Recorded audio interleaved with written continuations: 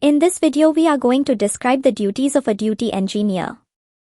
Regularly check and record all pressure and temperature in the engine room log. Pay attention to readings for deviation from normal, particular attention being made to exhaust temperature, scavenge temperature and pressures and turbocharger RPM.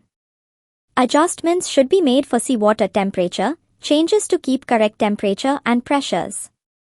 Checks should be made on the pressure drops across fuel and lube oil filters to see that they are operating within required limits. Check all oil levels in auxiliary machinery, main engine sump levels, cylinder lubricators, turbocharger and governors.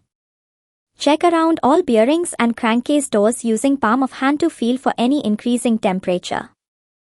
Ensure that fuel in the daily service tanks is at correct levels and that is sludge and drained of water. Depending on type of purifiers fitted sludge and drain, check oil level, signs of vibration and clean if required.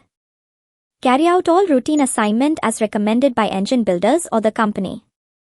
At all times use sight, smell and hearing, and this is often the first sign of a fault developing in the engine room. Check bilge levels, stern gland, air start bottles and maintain correct level and pressures. Record and fuel or lube oil transfer and any irregularities in log.